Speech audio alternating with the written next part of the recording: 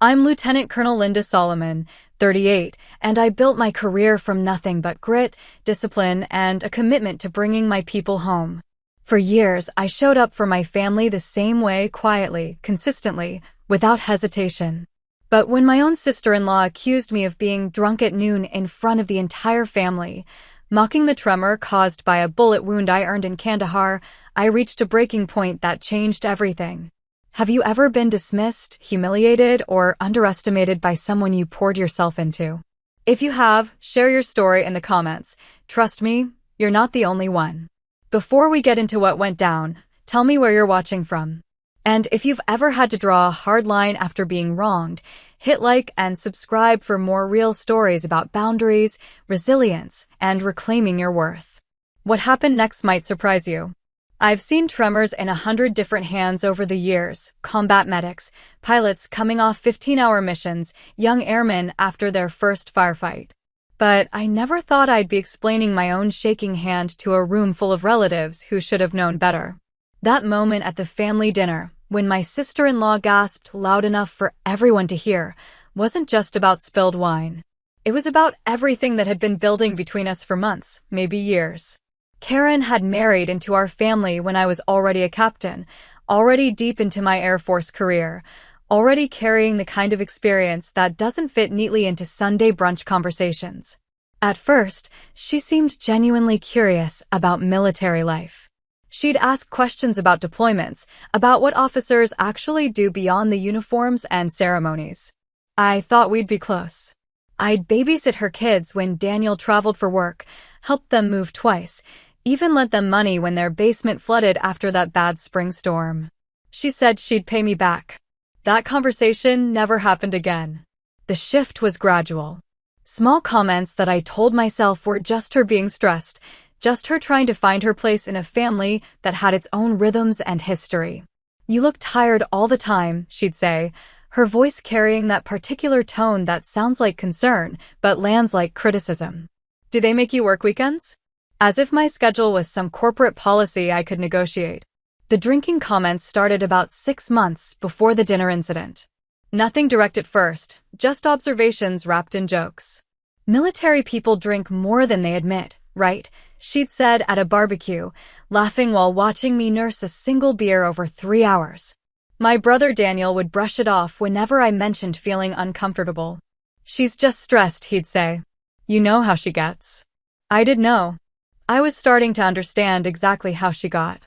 The first real warning sign came at that same barbecue, mid-July, heat shimmering off the grill. I was holding a glass of lemonade, my right hand tremoring slightly, nothing dramatic, just the usual nerve damage flare-up that happens when I'm tired or the weather's changing. Karen walked past, physically moved my hand to steady it, and said loud enough for the people nearby to hear, "Geez, can't even hold a lemonade?" She laughed. Everyone laughed. But I caught something in her eyes, something sharper than humor. Something that looked almost satisfied. I went home that night and stood in front of my bathroom mirror, rolling up my sleeve to look at the scar. Circular, clean, about the size of a dime. The skin around it still felt different, tighter, less responsive. The nerve damage radiates down to my fingers on cold days or when I'm exhausted. It's been 5 years since Kandahar, and most days I don't think about it.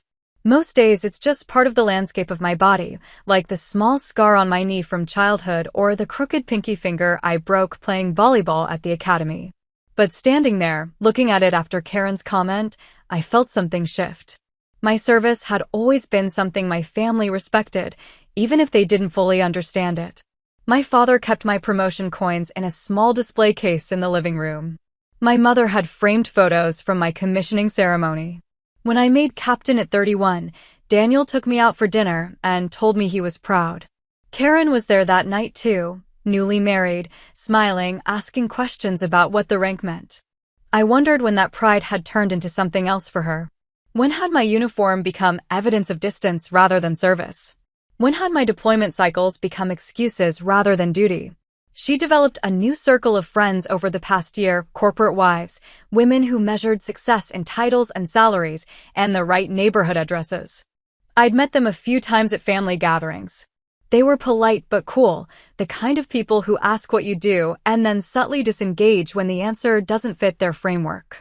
Karen had started adopting their language, their priorities, their way of measuring worth. My friend Amanda's husband just made VP, she'd said when I got promoted to major. That's nice for you too, though. The though hung in the air like a judgment. I started attending fewer family events. Not dramatically, I was deployed half the time anyway, but I stopped making the extra effort to show up for every birthday party and cookout. When I was stateside, I'd visit my parents directly, see Daniel separately. Karen noticed. Of course she noticed.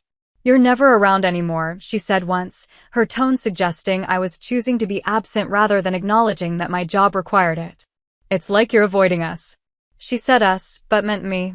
I could feel it. The tension built in small increments, like pressure behind a dam. Each comment, each subtle dig, each time she made my service sound like a character flaw instead of a commitment, it all accumulated. I told myself I was being oversensitive, that she didn't mean it the way it sounded, that family was complicated and I should be more patient. I told myself a lot of things that turned out not to be true. The holiday lunch was supposed to be simple. My parents hosted, the table set with the good china Mom only used a few times a year. Ellen and Robert Solomon, retired school teacher and postal worker, proud of their kids and grateful for family time. Daniel and Karen arrived with their 2 children. I came alone, as always, fresh off a training cycle that had kept me at base for 3 straight weeks. It was noon. The light came through the dining room windows at that particular winter angle, bright, clear, unforgiving.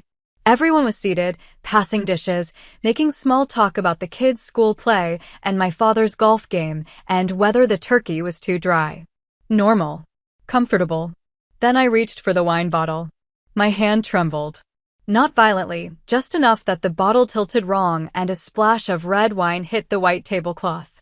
In the moment before Karen spoke, I saw the stains spreading and thought about how easily things unravel, how one small malfunction can expose everything underneath. Karen gasped. The sound was too loud, too theatrical, designed to draw attention. Look at her shaking, she said, her voice dropping to a stage whisper that carried perfectly across the table. Drunk at noon. The room went still. Conversations stopped mid-sentence. My mother's hand froze halfway to her water glass. Daniel's fork clinked against his plate. Karen moved quickly, dabbing at the wine stain with her napkin, making a show of the cleanup. This is becoming a pattern, she muttered, but everyone heard it. Everyone was supposed to hear it. A few relatives glanced at me with expressions I couldn't quite read, confusion, maybe embarrassment, maybe concern. No one said anything. The silence pressed against my chest like a weight. I took a careful breath, keeping my voice level, making sure every word was clear and calm. I'm not drunk, Karen. She looked up from the tablecloth, her eyes meeting mine with something that almost looked like triumph. Then what is it? She stepped closer, positioning herself where everyone could see. Because this is embarrassing. I could have explained quietly. I could have made it private. But something about her tone, about the performance of it, about the months of accumulated disrespect, something made me choose visibility instead. I rolled up my right sleeve. The motion was deliberate, unhurried. The fabric bunched at my elbow. The scar set there on my upper arm, undeniable. The room's silence changed quality, became heavier. My father put his fork down carefully. Daniel froze completely, his face cycling through confusion and recognition and horror.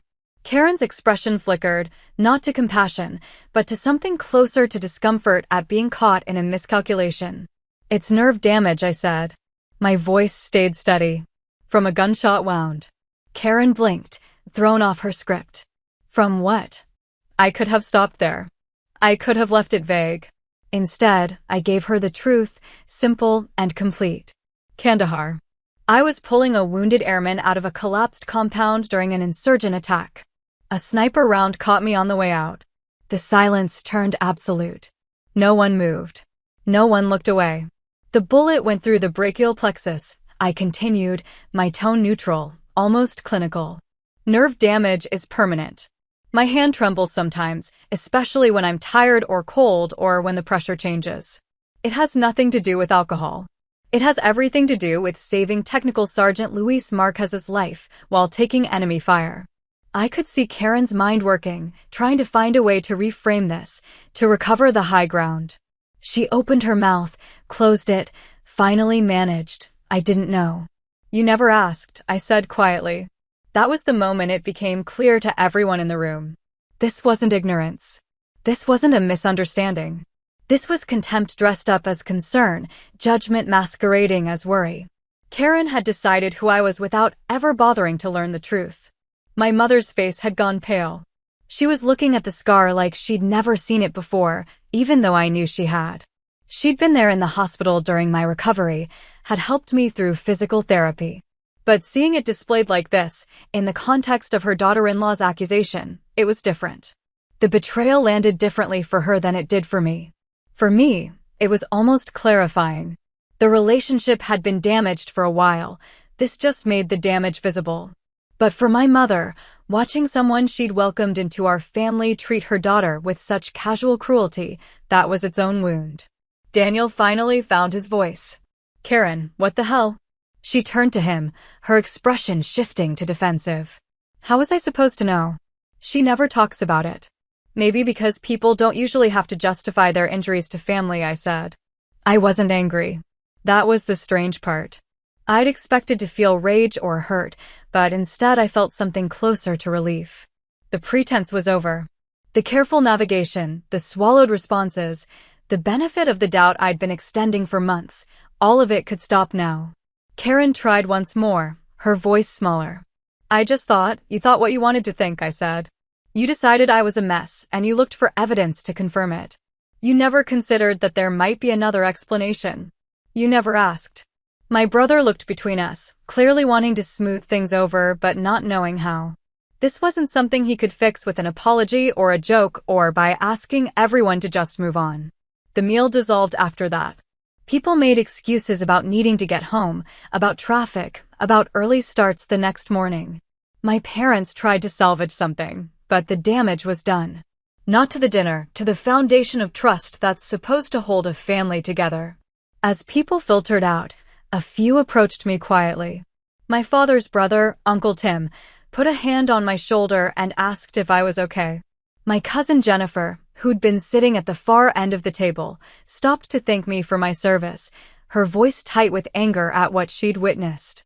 Karen left without speaking to me, gathering her children quickly and heading to the car.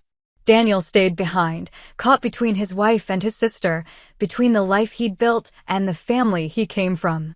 After everyone else had gone, he pulled me into the kitchen. I'm sorry, he said. She didn't mean it.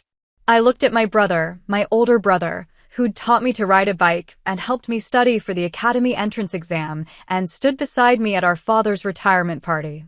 I loved him, but I wasn't going to let that love excuse what had happened. Yes, she did, I said quietly. She meant every word. She just didn't expect consequences. He flinched. She's under a lot of stress. Work has been crazy, the kids are struggling in school, and Daniel. I waited until he met my eyes. Stress doesn't make you cruel. It reveals what's already there. She's been building toward this for months. The comments about my schedule, about drinking, about me not being around, this was just the moment it came to a head. So, what do you want me to do? He sounded helpless. I want you to stop making excuses for her, I said. I want you to see what just happened for what it was. She publicly accused me of being drunk at a family dinner. She tried to humiliate me in front of our parents and relatives. And when I showed her the bullet wound I got serving our country, she couldn't even manage a real apology. He was quiet for a long moment. She's my wife. I know. And I'm your sister. I'm not asking you to choose. But I am telling you that I won't put myself in a position to be treated like that again.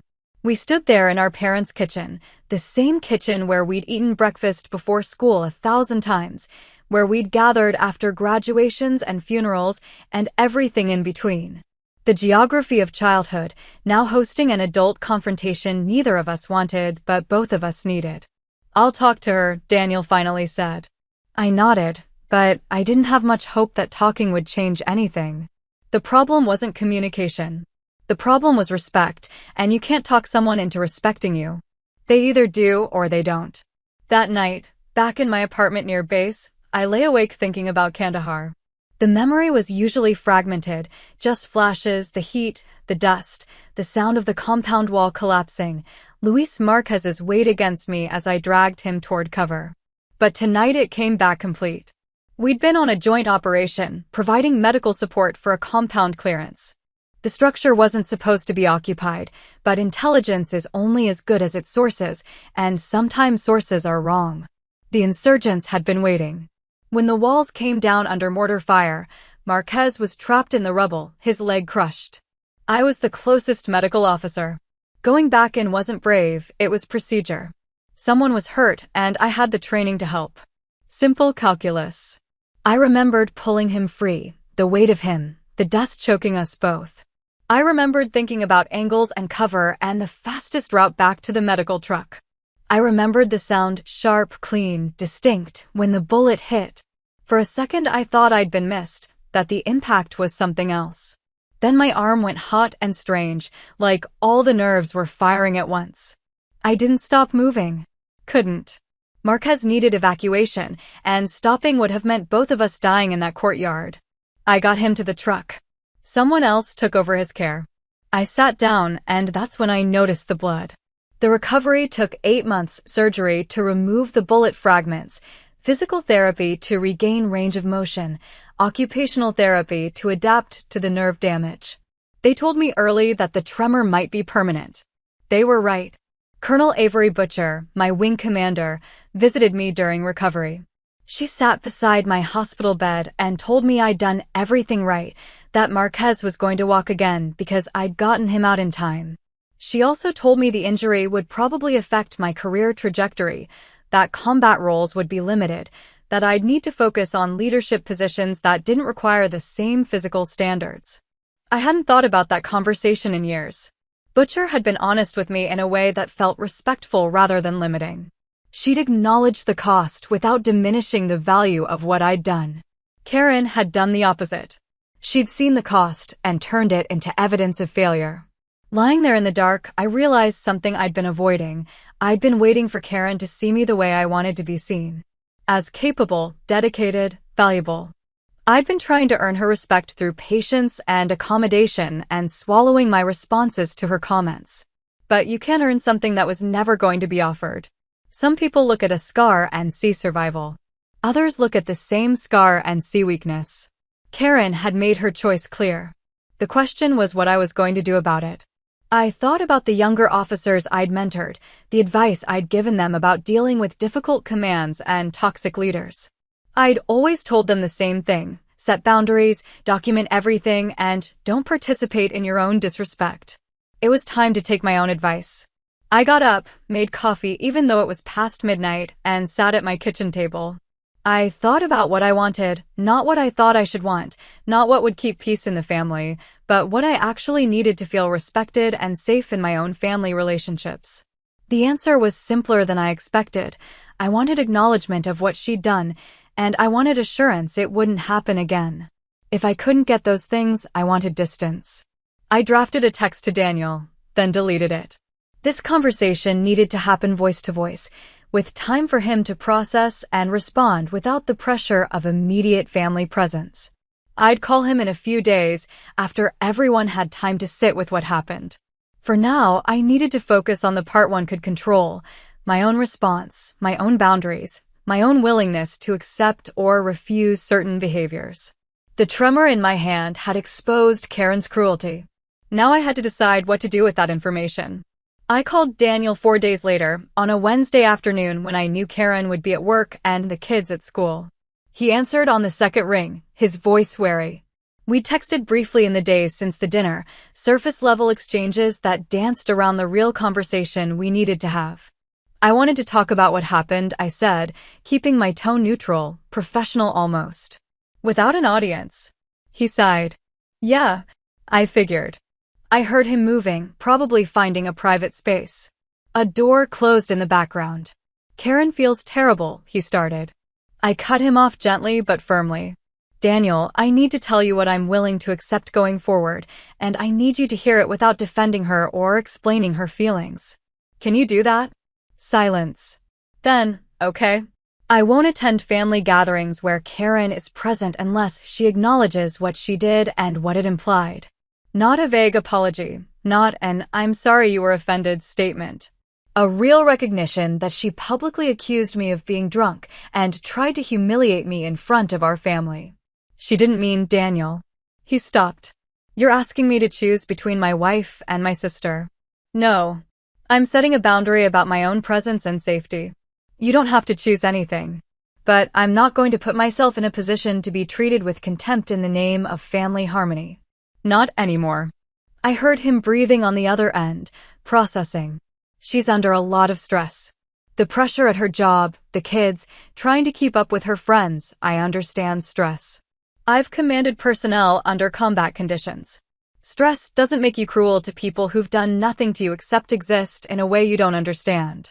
That's not stress. That's character. The words landed hard. I could feel him recoiling from them, wanting to argue, wanting to protect the woman he loved from this assessment. But he didn't argue. That silence told me he'd been thinking the same things, maybe for longer than I knew. What do you want me to do? He finally asked. Talk to her. Tell her what I've said. And understand that this is non-negotiable for me. I love you. You're my brother. But I won't compromise my dignity to make things easier for everyone else. She's going to be upset. She should be upset. She should be upset at herself for what she did, not at me for responding to it. We talked for another 20 minutes, circling the same territory in different ways. Daniel wasn't ready to fully confront what had happened. That would take time, maybe months, but I could hear him starting to see it. The pattern of behavior he'd been excusing or minimizing because it was easier than addressing it. After we hung up, I felt steadier. Not happy, not vindicated, just clearer about where I stood and what I was willing to tolerate. The next day, Karen texted me. The message was short, careful, calibrated to sound apologetic without actually apologizing. Sorry if I offended you. Didn't know about your situation. Hope we can move past this. I read it 3 times, looking for anything genuine, any acknowledgement of harm caused rather than offense accidentally given. There was nothing. Sorry if I offended you meant, I'm sorry you took it that way. Didn't know about your situation meant, it's not my fault I didn't know, as if the injury were some secret I'd been keeping rather than a visible scar I'd never hidden. Hope we can move past this meant, I want you to drop it so I don't have to feel uncomfortable. I didn't reply. Silence felt more honest than engaging with a non-apology designed to create the appearance of resolution without doing the actual work. Over the next week, I heard through Daniel that Karen was upset I hadn't responded. She complained to mutual friends, framed the situation as a misunderstanding blown out of proportion, positioned herself as the victim of my oversensitivity. I expected it. People who can't apologize genuinely often turn to narrative control instead. What I didn't expect was how quickly the family dynamics started shifting. My mother called, her voice tight with something I couldn't quite identify. Karen said you won't talk to her. That's not quite accurate, I said. She sent a text that didn't address what happened. I chose not to engage with a non-apology. She's trying, Linda. Is she? Because from where I'm sitting, she's trying to make this go away without actually acknowledging what she did. My mother was quiet. Then, I keep thinking about that dinner. What she said. How she looked at you. Yeah, I should have said something. In the moment. I should have, Mom, this isn't your fault. You were shocked. Everyone was. I was shocked, she agreed. But I've also been watching her treat you differently for months now. The comments, the little digs. I told myself I was imagining it, that you two just had different personalities. But I wasn't imagining it, was I? No. She let out a long breath. Your father and I talked about it. We're not having her here for a while. Not until she makes this right with you. I hadn't asked them to take sides, hadn't wanted them to. But hearing my mother choose to see the situation clearly, to prioritize my well-being over keeping peace, it meant more than I expected. Thank you, I said quietly. Daniel called again the following week. He sounded exhausted. She's not handling this well. She thinks everyone's turning against her. People are responding to her behavior, not conspiring against her. I know. I told her that. She doesn't want to hear it. He paused. She keeps saying you're overreacting. That it was one mistake, that she apologized. Daniel, what did she actually apologize for? Silence. I don't know. The text, I guess. Read it to me. Tell me what part of that text acknowledges what she did. I heard papers shuffling, his phone screen lighting up. He read it aloud, and I heard him realize mid-sentence what I'd already seen. It was a performance of apology, not the thing itself. She really hurt you, he said finally. It wasn't a question. Yeah, but more than that, she showed me how she sees me. How she's probably always seen me. My service isn't something she respects, it's something that makes her uncomfortable because it doesn't fit into her framework of success. And instead of examining that discomfort, she turned it into judgment of me. I think you're right, he said quietly. About which part? All of it. That conversation marked a shift. Daniel stopped defending Karen's actions and started acknowledging them. It didn't fix anything immediately, but it changed the foundation we were standing on. Meanwhile, my professional life continued its own trajectory, indifferent to family drama. My promotion to lieutenant colonel came through.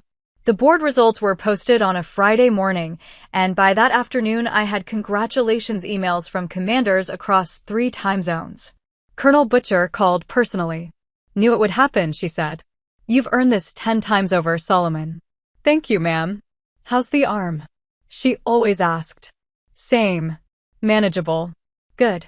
Keep managing it. And keep leading. We need officers like you.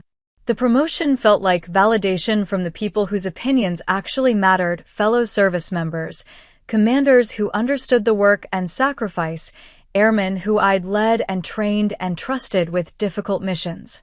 Their respect had never wavered. They saw my injury for what it was, evidence of service, not evidence of failure. The contrast between that professional recognition and Karen's contempt became starker.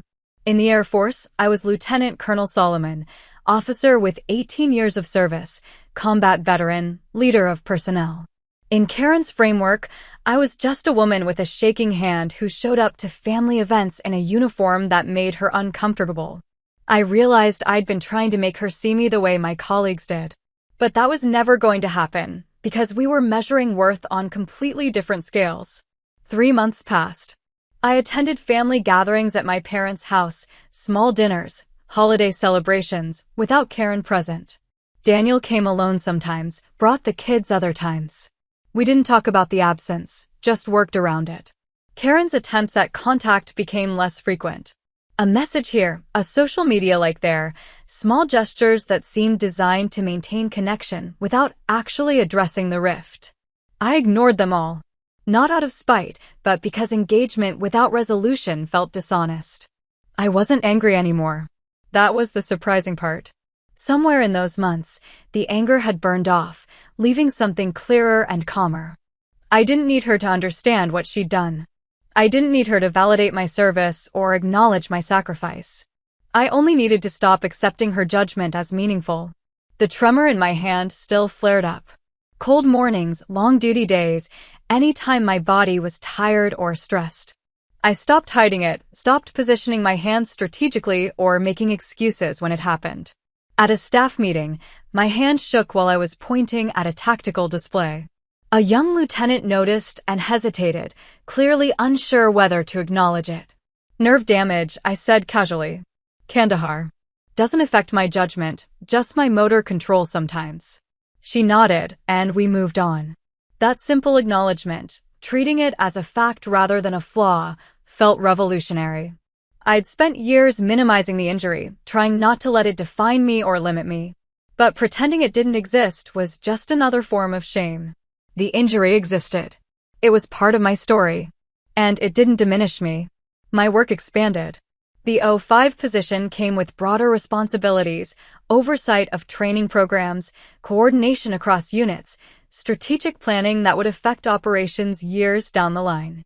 I mentored younger officers, particularly women navigating the particular challenges of military service in a structure still adjusting to full integration. One of them, a captain named Reeves, came to me about dealing with dismissive comments from a male colleague.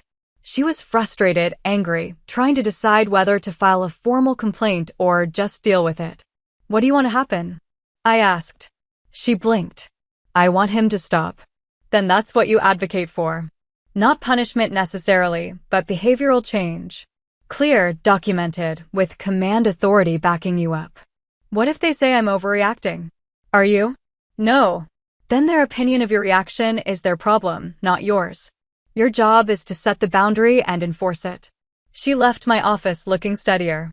A month later, I heard the situation had been resolved, a formal counseling session, command making it clear the behavior was unacceptable, and a noticeable change in the workplace dynamic.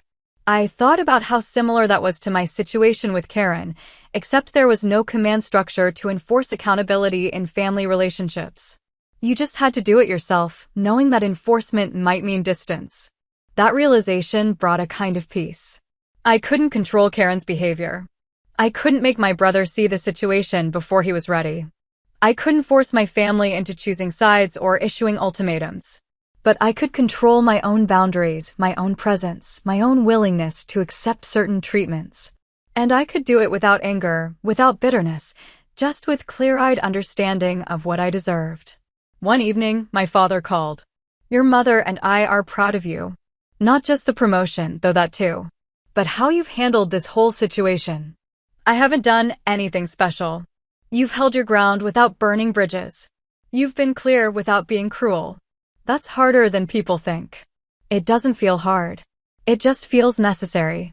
"That's because you've been doing it so long in your professional life, it's become natural. But watching you apply it to family, that's been something to see." We talked for a while longer, about nothing particularly important, just the comfortable conversation of people who've known each other forever. After we hung up, I sat on my back deck watching the sun set over the base housing complex. Planes took off in the distance, their engines a familiar rumble. Somewhere out there, young airmen were standing watch, running operations, serving in ways most civilians would never see or understand. Karen thought my service made me less. The military had taught me it made me more. 6 months after the dinner incident, Karen sent a long message. Not a text this time, an email, carefully composed, multiple paragraphs. I read it twice before deciding how to respond. "Linda," it began. "I've been thinking a lot about what happened at the family dinner, and I realize I owe you a real apology. Not the brief text I sent before, which I can see now wasn't sufficient. When I made that comment about you being drunk, I was projecting my own insecurities onto you. I've been feeling overwhelmed and inadequate in a lot of areas of my life, and instead of dealing with that, I focused on perceived flaws in others. You became an easy target because your life is so different from mine, and I didn't take the time to understand what you've actually experienced or sacrificed. I should have asked about your injury. I should have considered that there might be explanations I didn't know. Instead, I jumped to conclusions that fit my narrative about you being distant or judging my choices. That was wrong, and I'm sorry. I'm not asking you to forgive me immediately or to pretend this didn't happen. I just wanted you to know that I see now what I did, and I'm working on being better. If you're ever willing to talk, I'd like to listen. If not, I understand." Karen, I read it a third time, looking for the same careful deflection I'd seen in the text. It wasn't there. This felt different, uncomfortable in the way genuine apologies often are, taking responsibility without hedging or qualifying. I sat with it for 2 days before responding. Daniel called during that time. "She told me she was going to write to you. A real apology." I got it. "And? It's better. But I'm not sure what I want to do with it yet." "That's fair." He sounded relieved that I was at least considering it. "She's been in therapy. Not because of this specifically, but it's come up. She's starting to recognize some patterns in how she treats people when she feels threatened. I'm glad she's getting help. But Daniel, that doesn't automatically reset our relationship." "I know. I just thought you should know she's trying." I appreciated that he was telling me without pressuring me, without asking me to make it easy for her. That was growth too, his ability to let uncomfortable situations stay uncomfortable until they were genuinely resolved. I replied to Karen's email 3 days later. Karen, thank you for the apology. I appreciate that you took the time to reflect and to explain what was happening for you. You're right that my life is different from yours, and that those differences created tension between us. I'm glad you're working on understanding your patterns. I'm not ready to resume regular contact or attend events together yet. The injury you witnessed is a permanent reminder of a very difficult period in my life, and having it used as evidence of weakness or failure was deeply hurtful. I need more time to trust that the dynamic between us has actually changed. If you're serious about listening and learning, I'm open to that eventually. But it needs to happen slowly on terms that feel safe for me. Linda, her response came quickly, just a few lines. I understand. Take whatever time you need. I'll be here when you're ready. No pressure, no timeline, no insistence that we were family, and therefore required to move past this quickly. Just acceptance. I felt something shift, not forgiveness exactly, but maybe the beginning of the possibility of it. Meanwhile, my brother became more present. He visited me on base, brought the kids to see where I worked, asked real questions about my duties and responsibilities. His older daughter, Emma, 10 years old and full of curiosity, wanted to know everything. Did you really get shot? She asked, her eyes wide. I did. Right here. I showed her the scar, not to traumatize her but to normalize it. It hurt at the time, but I'm okay now. My hand shakes sometimes, but it doesn't stop me from doing my job. Were you scared? Yes. But I had training and I had a mission to help someone who was hurt. The training helped me do what I needed to do even though I was scared. She thought about that. I want to be brave like you. You are brave. Brave doesn't mean not being scared. It means doing what's right even when you are scared. Daniel watched this exchange with an expression I couldn't quite read. Later, as they were leaving, he pulled me aside. Thank you for that. For talking to her honestly. She's a smart kid. She can handle honest answers. Karen would have told her not to ask about it. Would have treated your injury like something shameful or private. I know. I'm starting to see a lot of things I missed before, he said quietly. I'm sorry it took this long. You're seeing them now. That's what matters. A year after the dinner, I attended a family gathering where Karen was present. It wasn't a dramatic reconciliation, just a quiet agreement that enough time had passed, enough work had been done, to try being in the same room again. My parents hosted a summer cookout. Karen arrived separately from Daniel and the kids, which I appreciated. She didn't make a show of approaching me, didn't try to hug or force familiarity. She just said hello, asked if I wanted anything from the kitchen, and gave me space. Throughout the afternoon, I watched her interact with others. The sharp edge I'd noticed before seemed softer. She listened more, dominated conversations less, seemed genuinely interested in my mother's stories about her gardening club and my father's golf complaints. When my hand tremored while I was carrying plates to the table, she didn't comment. Didn't stare, didn't look away dramatically, just treated it as normal. That small non-reaction felt like the most honest acknowledgement possible. Later, she approached me when I was alone on the deck. Can I say something? She asked. I nodded. I've been thinking about what I didn't understand before. About service, about what it costs.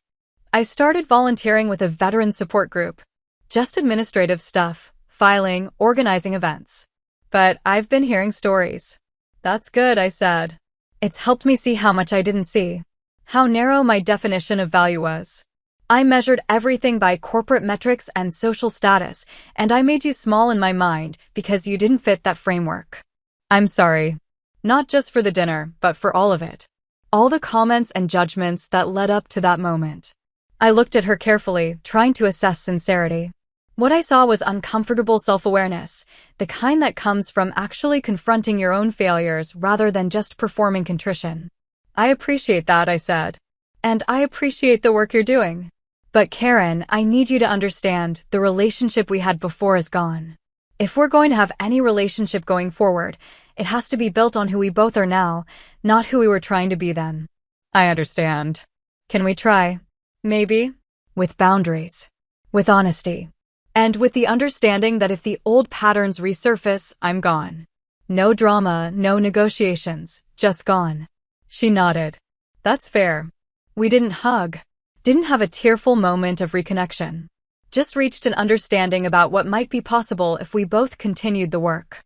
Later that night, lying in bed, I thought about forgiveness and what it actually means.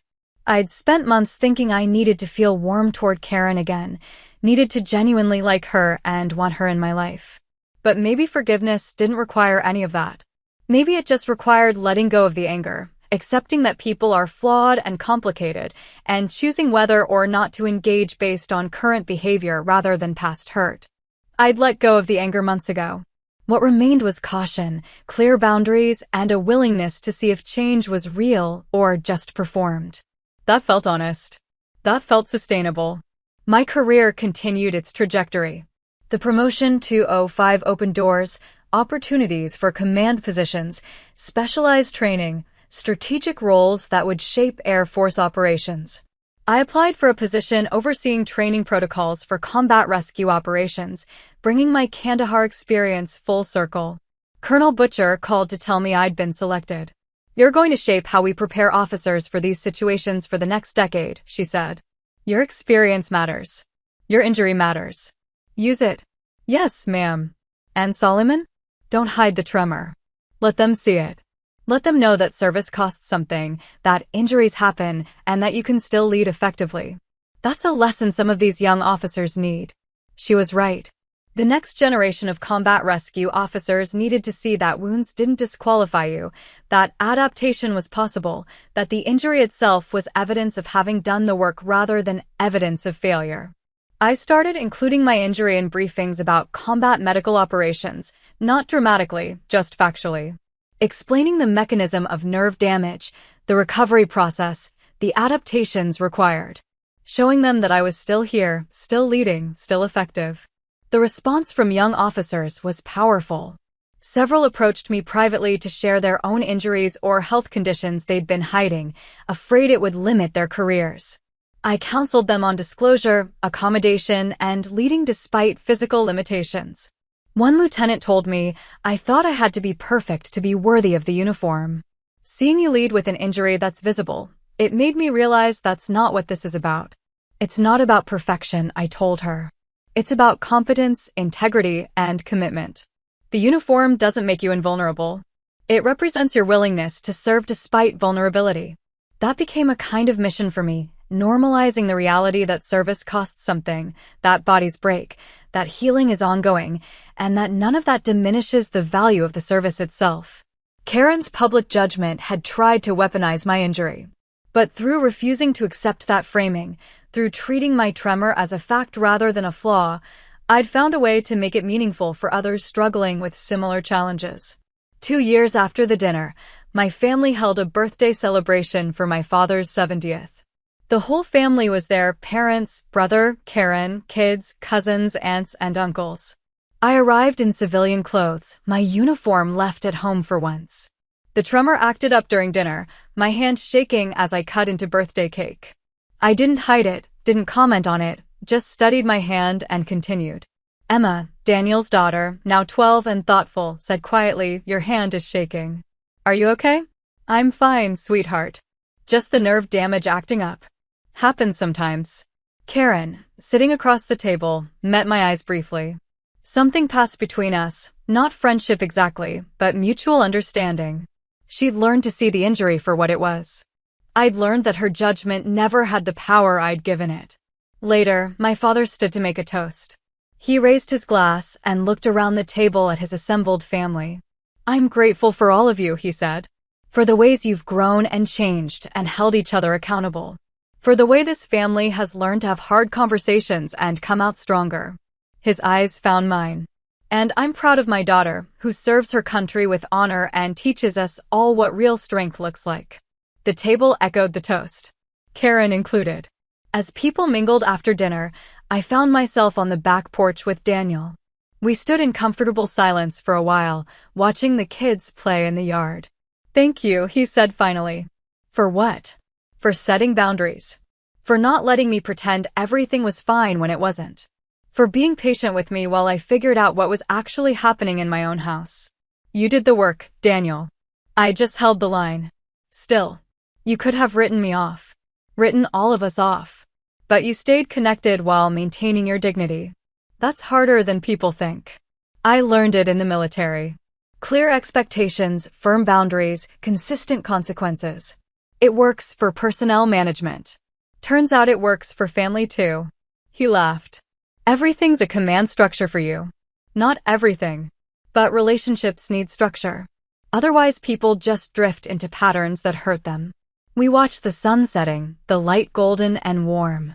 My hand tremored slightly in the cooling air. I steadied it against the porch railing, not hiding, just supporting. Does it hurt? Daniel asked. Not usually. It's just annoying. Like a reminder that I'm tired or cold or stressed. I'm sorry I didn't understand before. When Karen made that comment at the dinner, I should have said something immediately. Should have defended you. You did eventually. That's what matters. It shouldn't have taken me so long. No, I agreed. But growth is never as fast as we want it to be. For any of us. We stood there a while longer, brother and sister, rebuilding trust one quiet conversation at a time. Inside, the party continued, laughter, dishes clattering, children's voices raised in play. Normal family noise no longer weighted with unspoken tension. That night, driving home, I thought about the journey from that humiliating dinner to this peaceful birthday celebration. The distance wasn't measured in forgiveness or reconciliation. It was measured in self-respect maintained, boundaries held, and the quiet dignity of refusing to let someone else's judgment define your worth. My hand shook slightly on the steering wheel. I smiled. The tremor wasn't a flaw. It was a map of where I'd been, what I'd survived, who I'd saved. It was evidence of service, of sacrifice, of a moment when I chose someone else's life over my own comfort. Karen had tried to make it evidence of weakness. But weakness isn't in the shaking hand. It's in the need to judge others to feel superior. Strength isn't in perfect control. It's in continuing to serve, to lead, to show up even when your body bears visible marks of the cost. I'd spent years hiding the tremor, minimizing it, trying not to let it define me. Now I understood. It didn't define me. It simply described one part of my story. And that story, combat rescue officer, wounded in service, still leading, still growing, still teaching the next generation, was something I no longer needed anyone else to validate.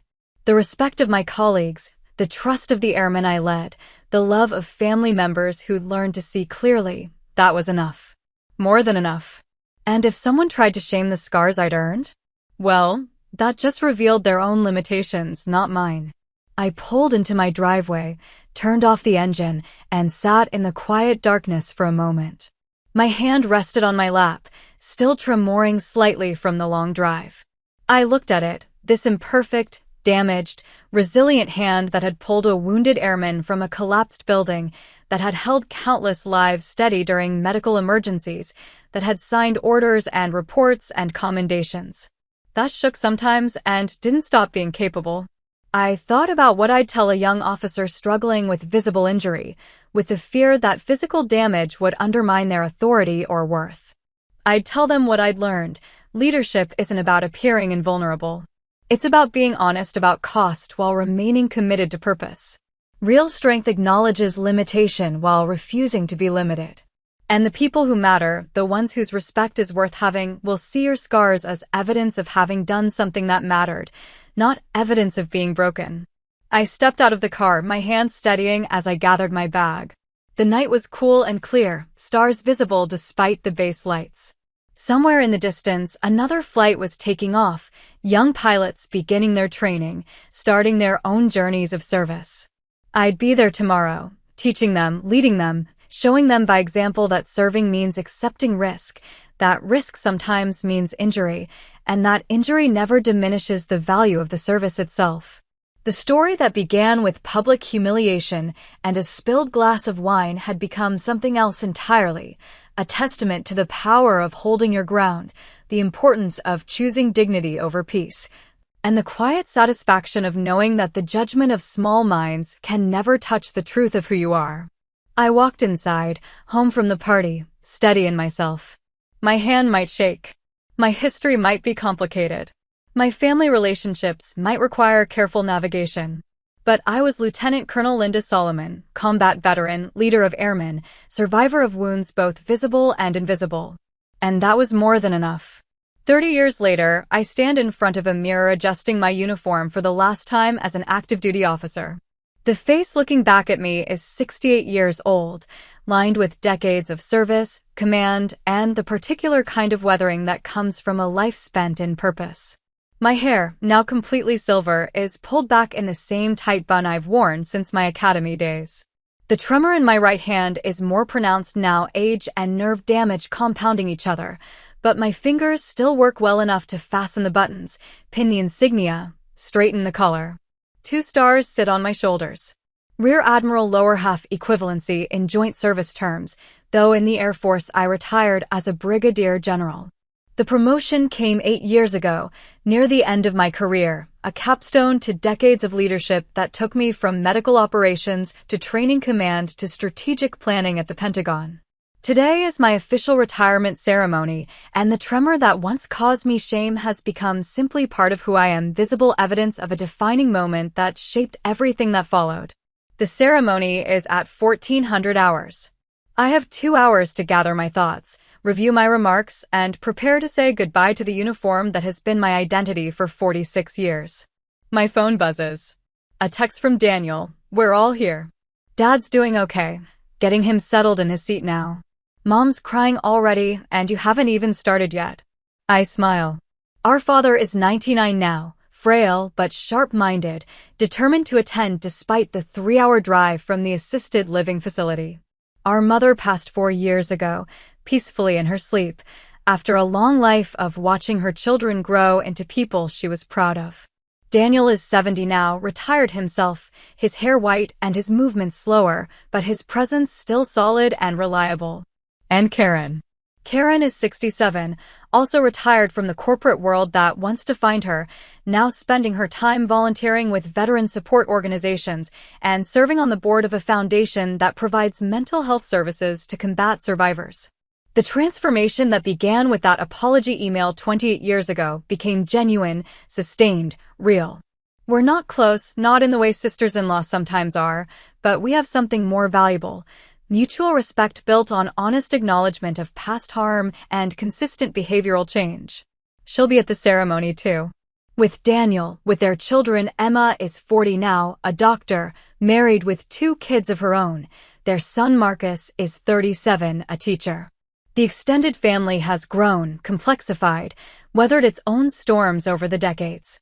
But the foundation shift that happened around that dining room table 3 decades ago changed how we related to each other. We learned to name harm, to hold boundaries, to let relationships evolve rather than forcing them to stay static. I finish with my uniform and sit at the small desk in my office, a space I've occupied for the past 6 years as Deputy Director of Medical Operations Strategy. The walls are covered with photos spanning my career, my commissioning at 22, fresh-faced and idealistic, promotion ceremonies marking progression from second lieutenant through the ranks, deployment photos from Kandahar and 3 subsequent tours, group shots with wings I've commanded, units I've led, officers I've mentored. And there, in a small frame near the desk lamp, a photo from that birthday party 2 years after the dinner incident. My whole family gathered, genuine smiles, no performance. My hand shakes as I pick up the speech I've been working on for weeks. The tremor is worse today, probably from nerves and lack of sleep and the weight of transition. I've spent 46 years defined by this role, this uniform, this structure. Tomorrow I'll wake up as a civilian for the first time since I was 22. The prospect is terrifying and liberating in equal measure. There's a knock at my door. Colonel Sarah Mendez, my chief of staff, pokes her head in. "General, they're starting to gather. Press is set up. VIPs are arriving. You good?" "Good as I'll be." She steps inside, closing the door behind her. Sarah is 43, a combat veteran herself with 2 deployments to Syria and 1 to Afghanistan. She came up through the ranks I helped reshape. The protocols and training programs I developed after Kandahar became standard across combat rescue operations. She's told me more than once that seeing me lead with a visible injury changed her understanding of what was possible. I wanted to say something before all the official stuff starts, she says. You changed my career. Probably saved it, honestly. When I got injured in Syria, the shrapnel in my leg, the limp I still have, I thought I was done. Thought they'd medically retire me or push me into a desk job where I'd fade away. But you showed me that injury doesn't mean ineffective. That adaptation is strength, not weakness. Everything I've accomplished since then is because you normalized what I thought was disqualifying. My throat tightens. You did the work, Sarah. I just refused to pretend the work wasn't hard. No, ma'am. You did more than that. You made space for people like me to exist in leadership without having to hide our scars. That's legacy. After she leaves, I sit with that word. Legacy. What am I leaving behind beyond the policies and protocols and updated training manuals? I think about the hundreds of officers I've mentored over the decades.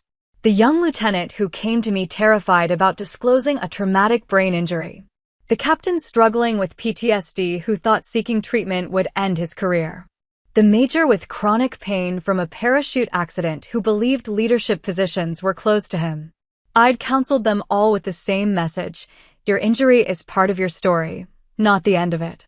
Lead from where you are, adapt what needs adapting, and never let anyone make you ashamed of scars earned in service.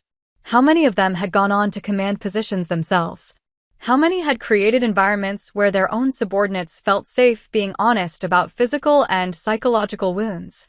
I didn't know the exact numbers, but I felt the ripple effect every time a junior officer approached me at a conference or training event to say, I heard about you from my commanding officer. They said if I was struggling, I should talk to you because you get it. I get it. Those 3 words became a kind of code over the years, an acknowledgement that lived experience mattered, that the gap between textbook leadership and actual human complexity required someone who'd navigated it themselves. The Kandahar injury had given me that. Karen's cruelty had forced me to stop hiding it. And the 3 decades that followed had allowed me to turn both the wound and the exposure into something that helped others. My phone buzzes again. This time it's Emma, Daniel's daughter. Aunt Linda, I'm here with the kids. They're so excited to see you in uniform one last time. Jack keeps asking if you'll let him try on your hat. I smile and text back, tell Jack he can try it on after the ceremony. But he has to promise to take care of it. Jack is Emma's 7-year-old son, fascinated by military service in the way children sometimes are, seeing the uniforms and ceremonies without yet understanding the cost. Emma has been careful about how she talks to him about my career, balancing pride with honesty about what service requires. She asked me once how to explain my injury to him in an age-appropriate way. Tell him the truth, I'd said. That I was helping someone who was hurt, and I got hurt too, but I'm okay now. Kids can handle honesty better than adults think. She'd done exactly that, and Jack had processed it the way children do, accepting it as fact and moving on. No drama, no pity, just understanding that sometimes helping people means you get hurt, and that's okay because the helping mattered more. I check the time. 90 minutes until the ceremony. I should head over to the venue, let them mic me up, go through the final logistics. But I sit a moment longer, looking at my hand. The tremor has been my constant companion for 33 years. Some days it's barely noticeable. Other days, like today, it's pronounced enough that simple tasks require extra focus. I've learned to work with it, keeping my elbows anchored when I need steadiness, using voice commands for devices when typing becomes frustrating, asking for help when I need it instead of struggling alone. The injury retired me from active combat medical roles, but it opened doors I might never have walked through otherwise. Training development, strategic planning, policy work that shaped how the Air Force approached combat rescue operations for an entire generation. The limitation became a redirection, and the redirection became a career I'm deeply proud of. I think about TSGT Luis Marquez, the airman I pulled from that collapsed compound. He recovered fully, returned to active duty, eventually retired as a master sergeant after 25 years of service.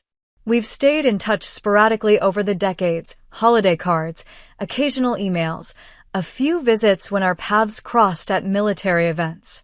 He has grandchildren now. A whole life that continued because I made the choice to go back into that compound despite the danger. The bullet that damaged my nerves saved his life. I've never regretted the trade. I stand, gather my speech and my cover, and take one last look around the office I'm about to vacate. Someone else will sit at this desk next week, will make their own mark on these walls, will shape the next era of medical operations strategy. The work continues whether I'm here or not. That's as it should be. The walk across space to the ceremony venue is familiar, paths I've traveled thousands of times over my career. Airmen salute as I pass, some of them younger than my service record, others senior, enlisted who've been in longer than some officers have been alive. I return each salute with the crispness that was drilled into me at the academy decades ago. Muscle memory, honor, respect for the uniform even as I'm about to take it off for the last time. The venue is an aircraft hangar, decorated with Air Force flags and bunting, rows of chairs arranged in precise military formation. Several hundred people are gathered, colleagues, subordinates, superiors who've come out of their own retirements to attend, family members spanning 3 generations. At the front, a small stage with a podium and the official Air Force SIL. Colonel Mendez meets me at the entrance. Media wants a quick interview before we start. Just 5 minutes. You up for it? Let's get it done. The reporter is young, maybe 30, professional but clearly doing her homework on the fly. She asks the standard questions about my career highlights, my proudest moments, what I'll miss most about service. I give practiced answers, the kind I've delivered at dozens of public events over the years. Then she shifts. I understand you sustained a combat injury during a rescue operation in Kandahar. How did that experience shape your approach to leadership? I pause, considering how much to share, how honest to be. My hand tremors slightly as I adjust my position, and I see her notice it. I don't hide it. The injury taught me that effectiveness and perfection aren't the same thing, I say. I learned to lead with visible limitations, which made it easier for the people I commanded to be honest about their own struggles. The military is getting better at acknowledging that service costs something, that bodies and minds bear the weight of what we ask people to do. My injury became part of that larger conversation, and I'm proud of the small role I played in normalizing those conversations. Do you have any regrets about the incident? None. I'd make the same choice again. The airman I pulled out that day went on to have a full career and a family. My hand shakes sometimes. That's not a regret, that's just the price of doing what mattered. The ceremony begins at exactly 1400 hours. The presiding officer, a 3-star general I've worked with for 15 years, delivers opening remarks about my career, my contributions, my impact on Air Force medical operations. The words are generous, maybe more generous than I deserve, but I accept them as the institution's way of honoring not just me but everyone who's served in similar capacities. Then it's my turn. I step to the podium, my speech in hand though I've mostly memorized it. The tremor makes the paper shake slightly, and I set it down on the podium surface rather than holding it. The room is quiet, hundreds of faces watching, waiting.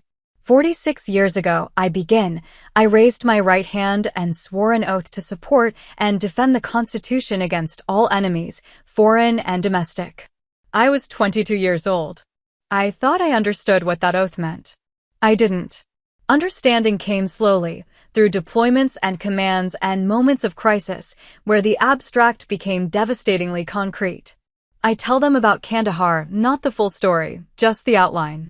The collapsed compound, the wounded airmen, the decision to go back in, the bullet, the recovery. I keep it brief, factual, focused on what the experience taught me rather than dramatizing the moment itself. The injury changed my career trajectory, I continue. It closed some doors and opened others. It made me a better leader because it gave me first-hand experience with adaptation, with leading despite limitation, with the reality that perfect physical fitness isn't a prerequisite for effective command. Over the past 3 decades, I've worked to create space in our service for people whose bodies bear the marks of what we've asked them to do. I've tried to normalize conversations about injury, about recovery, about the ongoing work of serving while managing the consequences of having served. I look out at the audience and find familiar faces. Daniel, sitting with Karen and their children and grandchildren. My father in a wheelchair at the end of a row, alert and present despite his age. Colonel Mendez and dozens of other officers I've mentored. Young airmen I've never met but who came anyway, drawn by some connection to the work I've done or the example I've tried to set. I'm often asked what I'm most proud of, I say. The answer isn't a single mission or promotion or policy change. It's the hundreds of conversations I've had with service members who were struggling with injury, with mental health, with the gap between who they thought they had to be and who they actually were. Being able to say, I understand, and have them believe it because they could see the evidence in my tremoring hand, that's what I'm proud of. Making space for honesty, for adaptation, for the reality that serving costs something and that cost doesn't diminish your value. I pause, my hand shaking as I turn the page of my speech. I don't try to hide it. I never have, not since that family dinner 30 years ago. In a few minutes, I'll remove this uniform for the last time as an active duty officer. Tomorrow, I become a veteran, joining the ranks of millions who've served and moved on to other chapters. But the work doesn't end. The conversations about injury and leadership, about visible wounds and invisible struggles, about creating military culture that honors both strength and vulnerability, that work continues. I hope I've contributed something meaningful to it. I know the next generation will take it further than I could imagine. I close with thanks to commanders who took chances on me, to subordinates who trusted me with their struggles, to family who supported me through deployments and injuries and the particular loneliness of military life. I mention my mother, gone 4 years now, whose pride in my service never wavered even when she didn't fully understand what it required. And then I step back from the podium. The presiding general comes forward. Together we perform the ritual of retirement, the folding of my guidon, the presentation of medals and certificates, the symbolic passing of responsibility to those who remain. My eyes stay dry through most of it, but when they present me with a flag folded by airmen I've commanded, I feel tears threatening. The ceremony concludes with final remarks from the general, then the benediction, then the traditional receiving line where attendees file past to offer congratulations and thanks. It takes nearly an hour. My hand aches from shaking so many hands, the tremor worsening with fatigue, but I greet each person with genuine gratitude. Emma approaches with her children. Jack, the 7-year-old, looks up at me with wide eyes. Can I try on your hat now? I remove my cover and place it on his head. It's far too large, sliding down over his eyes. He giggles, and Emma snaps a photo. Something about that image, my hat on a child's head, the next generation playing its service, without yet understanding its weight, hits me harder than expected. Take care of it, Jack, I tell him. That hat has been a lot of places. I will, Aunt Linda. I promise. Daniel and Karen approach together. My brother looks older than I expect. When did we both become elderly people? He pulls me into a long hug. Proud of you, little sister. Always have been. Karen waits her turn, and when Daniel releases me, she steps forward. The woman standing before me is so different from the one who gasped at my tremoring hand 3 decades ago that it's almost jarring. Age has softened her features, but more than that, genuine change has softened her spirit. Thank you for letting me be here, she says quietly. For letting me be part of your life after everything. I know I didn't deserve that grace. You earned it back, I tell her. Through consistency and genuine change. That matters. I tell people about you, she says. When I'm doing veteran advocacy work, when I'm talking to families about supporting service members, I tell them about my sister-in-law who I misjudged terribly and who taught me to see service differently. I hope that's okay. It's okay. And I mean it. My father is wheeled over by a care assistant. At 99, he's mostly deaf and his vision is failing, but when he sees me, his face lights up with unmistakable pride. I kneel beside his wheelchair, bringing myself to his eye level despite my own aging knees protesting. You did good, Linda, he says, his voice thin but clear. Your mother would be so proud. I'm so proud. I know, Dad. I've always known. He reaches for my hand, the one that tremors, and holds it steady in both of his. His hands shake too, age and Parkinson's making them unreliable. 2 generations of tremoring hands, holding each other, steady in their mutual unsteadiness. The shaking doesn't matter, he says. Never did. It's what you did with the rest of yourself that counted. I nod, unable to speak past the lump in my throat. The reception continues for hours. Food, conversation, laughter, the particular bittersweet quality of endings that are also beginnings. I talk with colleagues about their work, with young officers about their careers, with family about what comes next. What has come next? I have consulting work lined up, helping civilian organizations understand military culture, advising on veteran integration programs, serving on boards that focus on combat injury recovery and support. I'll write, maybe, if I can find the discipline. I'll travel, certainly. I'll spend time with family, tend relationships I've neglected during decades of prioritizing service. But mostly, I'll continue the same work in a different context, advocating for honest conversations about what service costs, about visible and invisible wounds, about the gap between military mythology and military reality. The uniform changes, but the mission doesn't. As the reception winds down and people begin filtering out, I find myself standing alone near the hangar entrance, watching the late afternoon sun slant across the tarmac. Aircraft in the distance, the familiar rumble of engines, the organized chaos of a functioning airbase. This has been my world for 46 years. Tomorrow it becomes someone else's world, and I become a visitor. My hand tremors as I raise it one last time in salute to the flag flying over the base headquarters. The motion is instinctive, muscle memory from decades of repetition. The tremor doesn't diminish the salute. It never has. I think about that family dinner 30 years ago, the spilled wine, Karen's accusation, the moment I rolled up my sleeve and showed everyone the bullet wound that explained everything. That moment of public humiliation became a turning point, forcing me to stop hiding injury as if it were shameful and start treating it as what it actually was, evidence of service, of sacrifice, of choosing someone else's survival over my own comfort. If Karen hadn't made that accusation, would I have spent another decade minimizing my injury, making excuses for the tremor, trying to appear perfect instead of honestly capable? Maybe. Probably. Her cruelty became an unexpected catalyst, forcing a confrontation with truth I might have avoided otherwise. I don't thank her for it. Trauma isn't a gift, and cruelty doesn't become kindness just because you survive it. But I've learned to see even painful moments as part of a larger story, one that includes growth and change, and the slow work of becoming someone you're proud to be. Tomorrow I'll wake up as retired Brigadier General Linda Solomon. The rank stays with me, protocol and courtesy for those who've served at this level. But the authority is gone, the active command structure, the weight of current responsibility. It's both loss and liberation.